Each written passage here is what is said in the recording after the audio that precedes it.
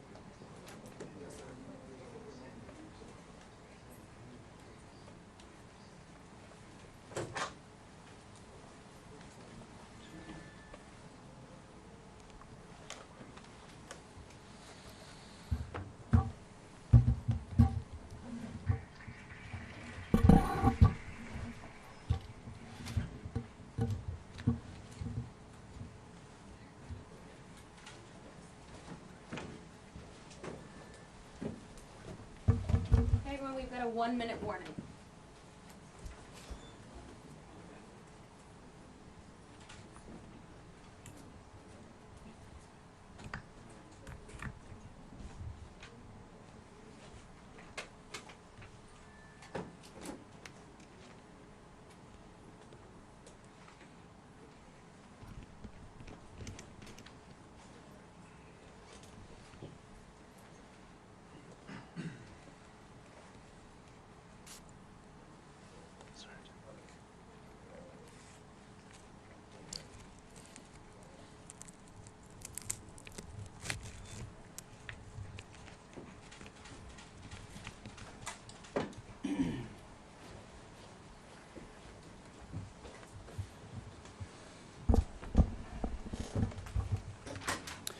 Well, good afternoon.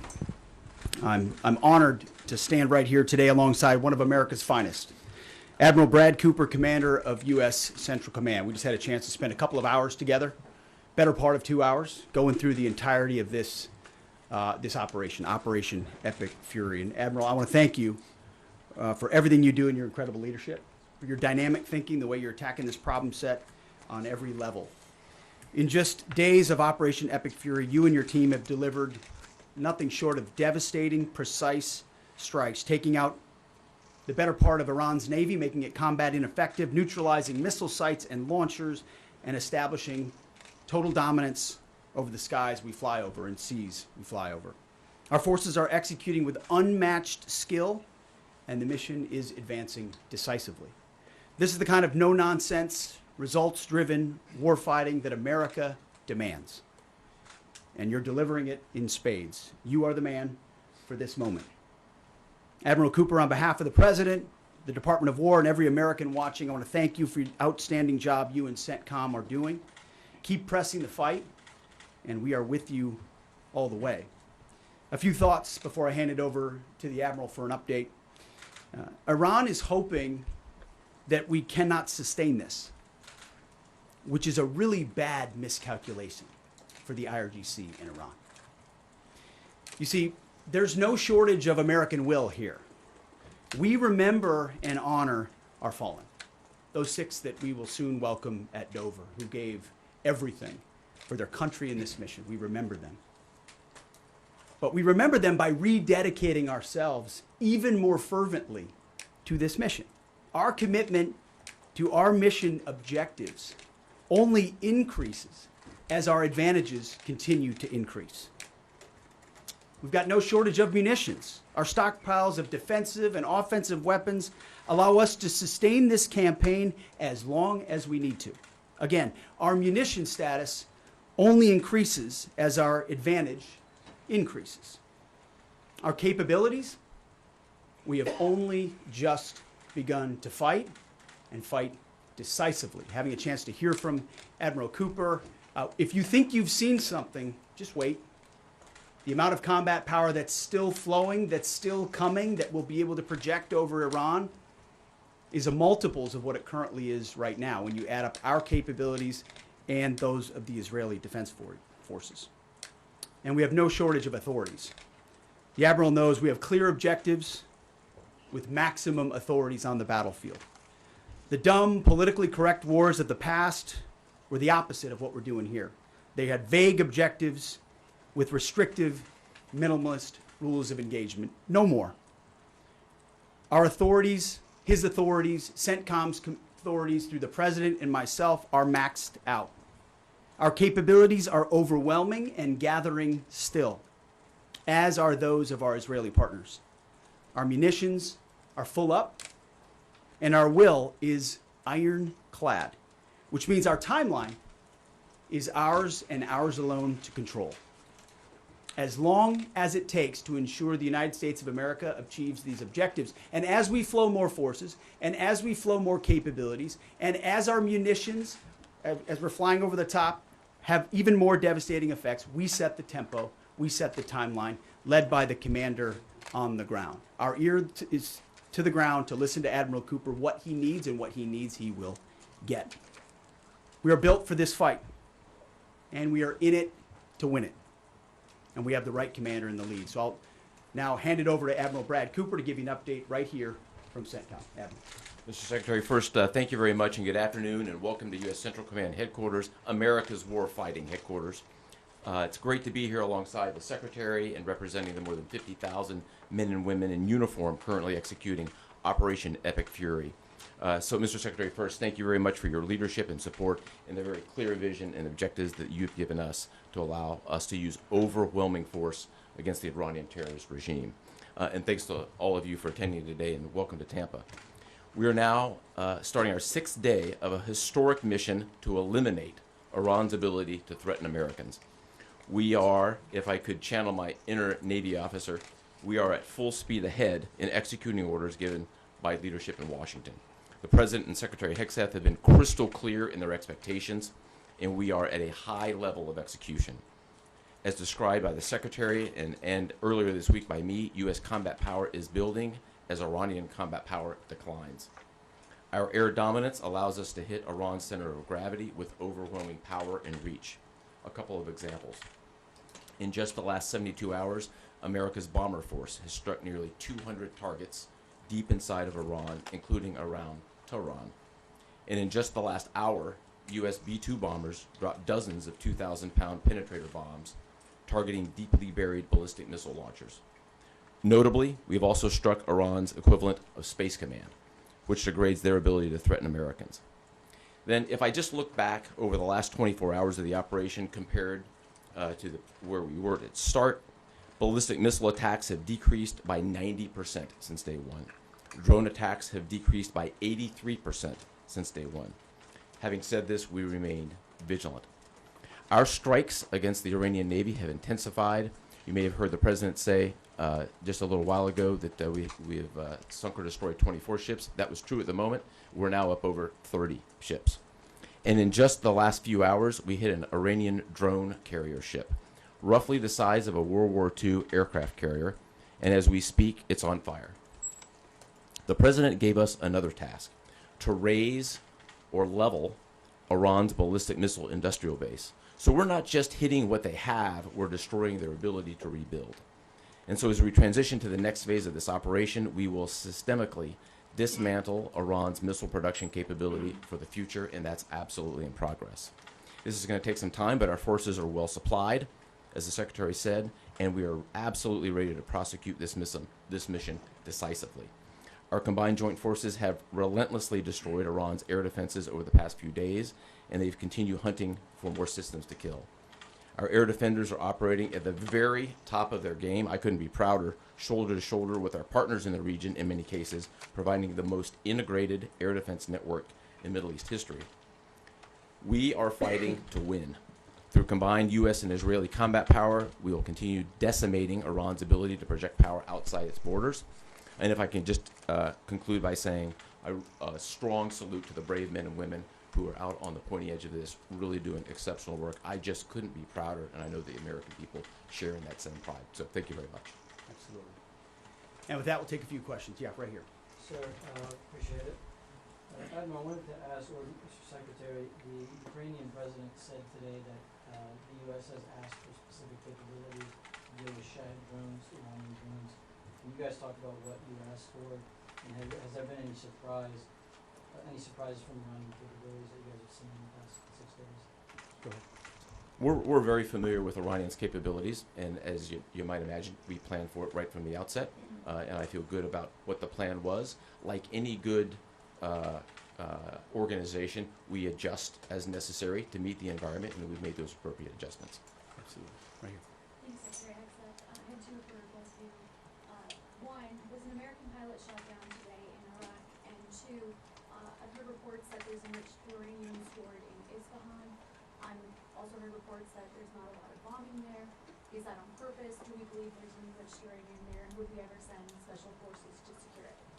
As CENTCOM pointed out, that those reports of an F-15 being shot down are false.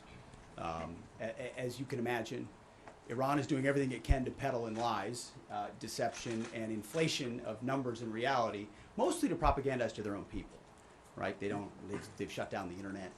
They're hoping they can convince their own population that they're having success. One thing one of their leaders said recently is that 500 Americans have been killed, they claim. These are lies. The lies will continue. CENTCOM will continue to debunk those lies. So, and as often is the case in conflict, first reports are often wrong.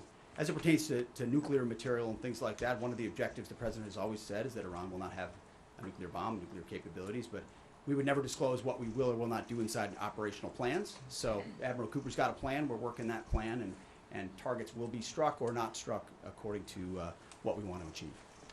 Yeah, right there. Secretary Hegseth, the President said earlier today in an interview that he would like to have a say in who's the next leader of Iran. Is this an expansion of your military objectives? Do you view it that way? And additionally, you spoke earlier today about how previous leaders have drawn resources from our hemisphere to the Middle East. Mm-hmm. How do you avoid that? Well, there's no expansion. Ultimately, I think the president's having a heck of a say in who runs Iran, given the ongoing operation we have. So there's no expansion in our objectives. We know exactly what we're trying to achieve. I think today's a great example of what this War Department is capable of doing. I was just in another part of Florida today where we announced, America's counter cartel conference. 18 countries coming together from Central, South America, and the Caribbean, coming together to fight cartels. That is something that is ongoing. We're focused there. We're focused in the Indo-Pacific. We can mass combat power in CENTCOM. EUCOM is able to support that as well. So we know we're laser focused on our hemisphere and our homeland. I mean, that's why we locked down the border. That's why we're working with partners to take on cartels. That's why we're sinking drug boats. That's why we're on the offense there. But the beautiful things about combatant commands is that, Brad Cooper's laser focused on Central Command, just like Frank Donovan is laser focused on Southern Command. We can do both. That's what a global power can do. Ultimately, this issue of Iran's nuclear pursuit and their unwillingness through negotiations to stop it was something President Trump has said for a long time needs to be dealt with. And after 47 years, he's doing something that no other president was willing to do. And we're doing it overwhelmingly, and we're doing it decisively, while also in other parts of the globe having the desired effects. I mean, take, for example, what we displayed yesterday, the Iranian ship in the Indian Ocean, sunk by Indo-PACOM, another combatant command, who coordinated with us in order to make that happen. So America's reach is global. Our focus here, though, these missions are narrow, they're scoped, and Admiral Cooper is well on his way to ensuring that we reach those objectives. Right here, yes, sir. Howard Allman, both condolences for the troops killed. The Ukrainians are talking about providing low-cost interceptors, given their experience. Is that something that the Pentagon is looking for? And Admiral Cooper, can you walk us through a little bit about how effective the Lucas drones have been, what kind of targets they've hit, and how much that's helped, given that they're low-cost alternative to the more expensive Go ahead. Sure. I'm not familiar with the particular offer, but the interceptors in general, we've had a number of new capabilities being fielded. Obviously, I'm not going to talk about it from an operational perspective of what those are. But I think you have seen over a period of time us kind of get on the other side of this cost curve on drones in general. If I just walk back a couple of years, you remember what you used to always hear? We're shooting down a $50,000 drone with a $2 million missile. These days, we're spending a lot of time shooting down $100,000 drones with $10,000 weapons from ours. So that's one aspect of it. Lucas, indispensable. As many of you know, and if you don't know, this was an original Iranian drone design. We captured it, pulled the guts out, sent it back to America, put a little Made America on it, brought it back here, and we're shooting it at the Iranians. Good targets. Good targets. Absolutely. Right there. Thank you so much, Secretary. President Trump, in his first speech after the launch of the Operation Epic Fury, he addressed Iranian people and he said that there is going to be a time for you to come out, but it's not now. Stay home. It's not safe. I want to know if there is a timeline for that you're going to urge Iranian people to come out, how that is going to play out, and how are you going to protect the protesters? You know that they're going to be shot probably, as we witnessed in January. That's what happened. How are you going to protect and support the protesters? And Admiral, I have one question for you. How are you going to minimize the civilian harms? We have a lot of evidence that the Basij units, IRGC commanders, they are now gathering in schools, in hospitals, in purely residential areas because their headquarters are bombarded, they are ruined, of course. So how are you going to protect the civilians while you're attacking the IRGC people hard? Thank you. I would just say on the protests, obviously the Iranian people showed a lot of courage in those protests, and we saw the Iranian regime was revealed for what it is in the way they reacted to that. The world saw that. No one's done more than President Trump to reopen the opportunity for those who want a free Iran to do so. Ultimately, it's common sense, as he said up front. Don't go out and protest while bombs are dropping inside Tehran and elsewhere.